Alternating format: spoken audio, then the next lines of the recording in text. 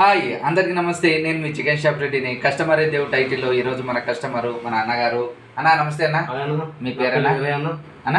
నా పేరు వీరయ్య. వీరయ్య, ఏం చేస్తుంటారు? డ్రైవరా. ఎంతమంది అన్న పిల్లలు? ఇద్దరా?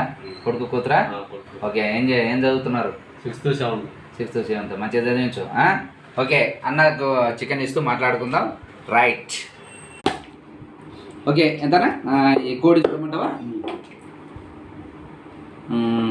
కొద్దిలేదాం కండ 500కి 400 లెగ్గేనా మెత్తదేనా? జస్ట్ మిఠాయి మాంసం వేస్తే 20 రూపాయలు ఎక్కువైంది మరి. తీద్దునా? రౌండ్ వేసేది మళ్ళీ చిల్లర. Okay right. ఏంటన్న సంగతులు? ఎంత ఇస్తున్నారన్న నీకు జీతం? ఎంత జీతం అనకూడదు, శాలరీ అంటే మనం తెలుగులో అంటున్నావు, అది ఇంగ్లీష్ కదా.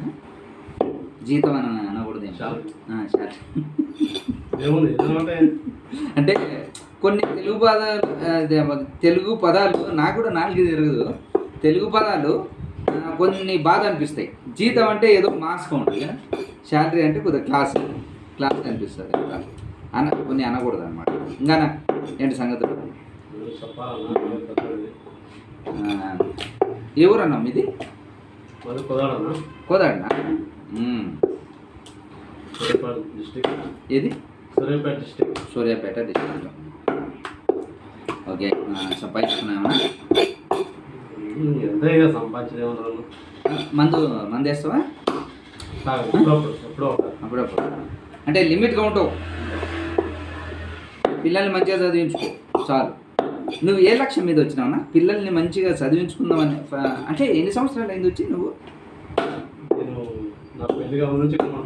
అవునా? Okay okay okay. సిటీ వాసి ఇంకా నీకు చెప్పక్కర్లేదులే. సిటీలో ఉన్న ప్రతి వాళ్ళు తెలివైన వాళ్ళే, వాళ్ళకి బ్రతకడం తెలుసు. కాకపోతే ఏంటంటే ఇంటికి వెళ్ళిపోయి మళ్ళీ పెళ్ళైన తర్వాత అంటే చిన్న ఉన్నప్పుడు ఎన్ని సంవత్సరాలప్పుడు వచ్చావు సిటీకి? 16.